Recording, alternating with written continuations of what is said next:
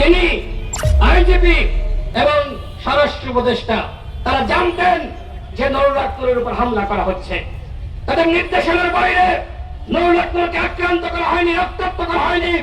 সুতরাং এই ঘটনার দায় নিয়ে অবশ্যই স্বরাষ্ট্র উপদেষ্টাকে পদত্যাগ করতে হবে। এবং খোদাবক্ত চৌধুরী তিনি এখনো পর্যন্ত চুপ আছে।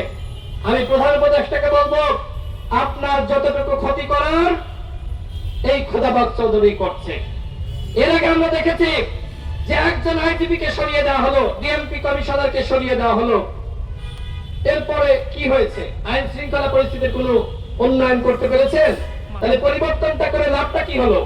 কোনো লাভ তো হয়নি, কোনো লাভ হয় নাই। সংগ্রামী সাথী ও বন্ধুগণ, আমি আবারও বলতে চাই, আজকে গণ অধিকার পরিষদের উপরে হামলা হয়েছে, আমাদের দলীয় কার্যালয় তছনছ করা হয়েছে, আমাদের বোনেরা আক্রান্ত হয়েছে। এই ঘটনার যদি বিচার না হয় তাহলে বাংলাদেশে আর কোন ঘটনার বিচার হবে না।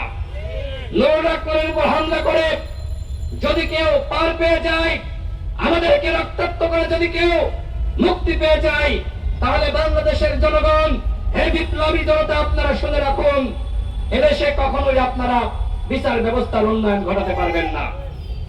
সুতরাং আমাদের সবাইকে এক এবং ঐক্যবদ্ধ হয়ে কাজ করতে হবে। বিএনপি, জামাত ইসলাম, ইসলামী আন্দোলন, এনসিপি সহ বাংলাদেশের অন্যান্য রাজনৈতিক দল, গণতন্ত্র মঞ্চ, 12 দলীয় জোট, যারাই বাংলাদেশে ফ্যাসিবাদ বিরোধী শক্তি আছেন, সবার প্রতি আমার সর্বশেষ আহ্বান, এক থাকুন, একতাবদ্ধ থাকুন, ছাড় দেওয়ার মানসিকতা অর্জন করুন। অন্যথায় আজকে হয়তো মনে করছেন নিরাপদে আছেন, কালকে কিন্তু আপনার অবস্থা নুরুল আকবরের মতো হবে, কালকে কিন্তু ফ্যাসিবাদ ফিরে আসবে। সুতরাং এক থাকুন, এক থাকুন, এক থাকুন, এক থাকার কোন বিকল্প নাই। নিজেরা যদি কামড়াকামড়ি করি, মারামারি করি, ওই হাসিনা কিন্তু দিল্লি বসে আছে, অট্ট হাসি দিচ্ছে। হাসিনা